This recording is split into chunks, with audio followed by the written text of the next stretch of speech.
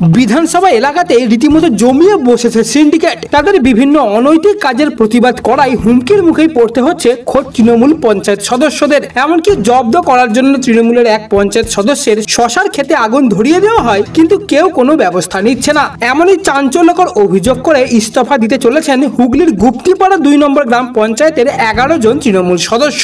এমনকি তাদের পিছনে আরো বহু কর্মী তৃণমূল ত্যাগ করতে চলেছেন আজ, এমনটাই জানিয়েছেন ওই 11 জন তৃণমূল সদস্য। তাদের দাবি, পঞ্চায়েতের উপপ্রধানের স্বামী এবং বলাগড় পঞ্চায়েত সমিতির সহ সভাপতি তাদের হুমকি দিয়েছেন, কারণ গুপ্তিপাড়া এলাকায় যত্রতত্র মাটি কাটা, জুয়ার বোট চালানো, বালি পাচারের প্রতিবাদ করেছিলেন ওই 11 জন। যদিও অভিযোগ উড়িয়ে দিয়েছেন অভিযুক্ত 2 জন, তাদের পাল্টা অভিযোগ তলে তলে বিরোধীদের সঙ্গে সম্পর্ক রাখছেন ওই পঞ্চায়েত সদস্যরা। ওই 11 জন তৃণমূলের বিদ্রোহী পঞ্চায়েত সদস্যের দাবি, দুর্নীতিমূলক এবং অসামাজিক কাজকর্মের ফলে এলাকার মানুষের প্রশ্নের মুখে পড়ছেন তারাই। সন্ধ্যা নামলেই এলাকায় বালি এবং মাটি পাচার চক্রের বাড়বাড়ন্ত শুরু হয়। এই সিন্ডিকেটের বিরুদ্ধে সম্মিলিতভাবে প্রতিবাদ করার সমস্যায় পড়তে হচ্ছে তাদের। শুধুমাত্র তাই নয়, এই সমস্যা নিয়ে গুপ্তিপাড়া পুলিশ ফাঁড়িতে অভিযোগ জানিয়েছিলেন তৃণমূলের ওই পঞ্চায়েত সদস্যরা। তারপরে নাকি লাগাতার হুমকি পড়েছে তাদের বিরুদ্ধে।